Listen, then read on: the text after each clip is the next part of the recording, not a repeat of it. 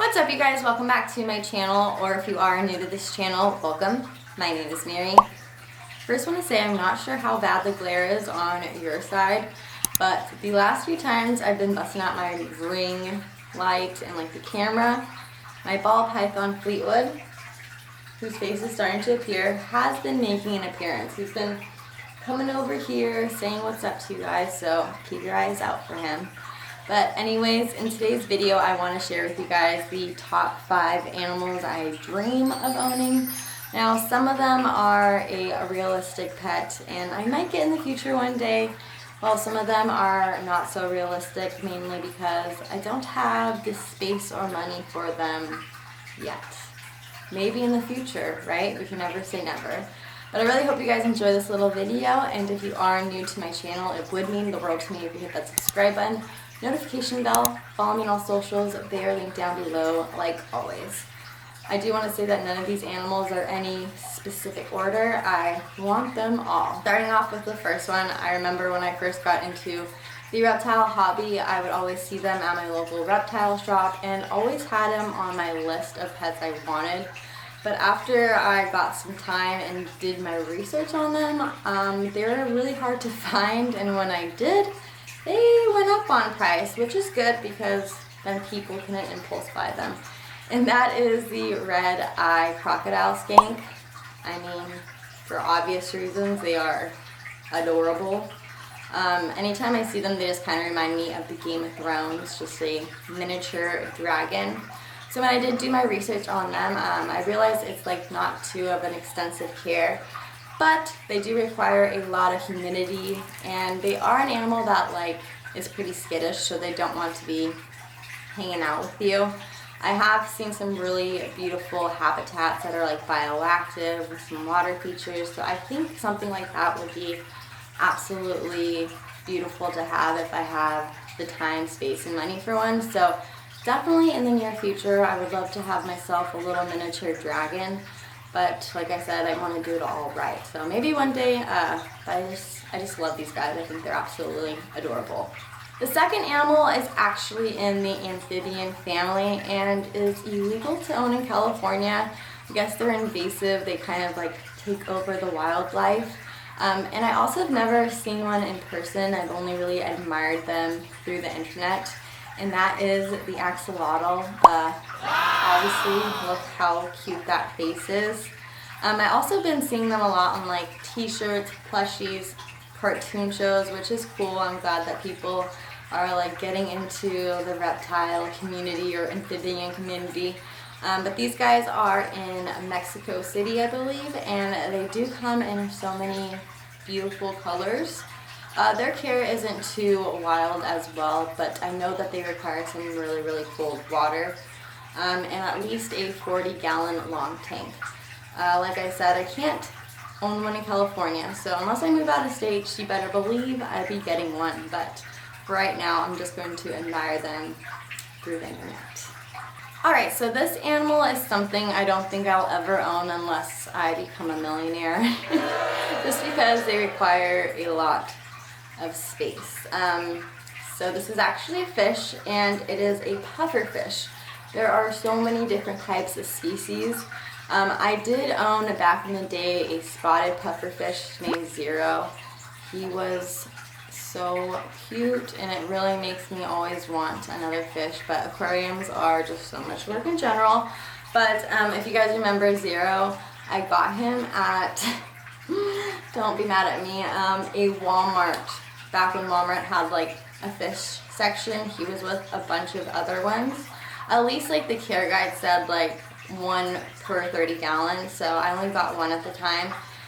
They were brackish water. He was a brackish water fish, and he was carnivorous as well, so his diet was a little bit pricey, but I would definitely love to get another one if I had, you know, the time for aquariums. Aquariums for me are like an emotional roller coaster, just because like the water levels and everything. What got me into the pufferfish was my dad has a saltwater tank, and so I'd go to the aquarium store with him, and I would always see like the little baby puffers. They believe they call them either porcupine puffers or the dog face puffers. There's so many different ones. But they look so cute when they're babies, and my dad was willing to like get me a whole little setup, but I kept saying no, I wasn't ready, and then I would keep going to the shop with him, and somebody had left their full-grown one at the store. Of course, I wasn't really too serious about buying a saltwater fish yet, so not realizing that these guys require at least a 200-gallon minimum saltwater tank. Like, that's huge. Just because they do get really, really big and they need a lot of filter, a lot of space. So definitely just a dream animal unless I had a huge room for one. They are like little dogs though. Like one at the aquarium shop literally like would follow me around back and forth. Their owners loved them. I guess if they had to like switch out their old tank because they were already at 200 and they needed it to be bigger, which I was like, oh my gosh. So could you imagine the electricity? You have to make your own water. Just, they're so worth it though. They're so cute. But if you ever have time to look into them, their little eyes, oh my gosh, yeah. A porcupine pufferfish, I would absolutely love, aka the dogfish, a puppy fish, so cute. Alright, so I believe we are on the fourth animal, and this is actually an unrealistic animal unless I become a millionaire. When I first started in the reptile community, I almost purchased one for only $25, and I'm so glad I didn't do that. And that was a Savannah Monitor. I absolutely adore them. I think that they look like miniature dinosaurs, and that was going to be a total impulse buy, not realizing how big they get, how much money they cost when it comes to electricity, the heat bulbs, the lights. They need a huge enclosure, their diet, your time. They're basically kind of like a little mini pit bull in a way. You have to handle them often, otherwise that bite's going to be bad. So I really admire everybody that does have a Savannah Monitor and takes well care of them. It seems like a full-time job. I will appreciate them through the internet. I mean, like I said, if I have a miniature zoo one day and I can rescue one, it'd be like the best situation. Super glad I didn't purchase that $25 one. And that is why a Savannah Monitor will always and forever just be a dream animal for me.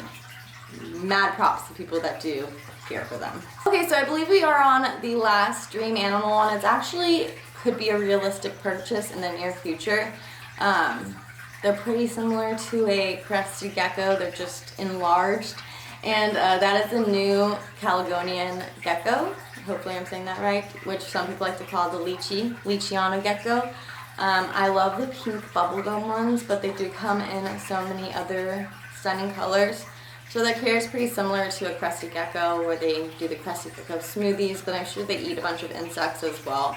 They would definitely need a little bit bigger enclosure than a cresty would, definitely taller just because they are massive. I have seen some friends that handle theirs and they seem to stand it, but they are nocturnal animals, so they're kind of like a cresty too, where you just kind of watch them in their habitat. They don't really need to be like hanging out with you, but they can get a little pricey. But like I said, things can always change. Save some money. I would definitely love to own one of these guys. I'm going to wrap it up on the top 5 dream animals that I want. Please comment down below if you own one of them, because I know one of you guys do, or let me know what your dream animal is. If you are new to this channel, don't forget to hit that subscribe button, and until the next time, I will see you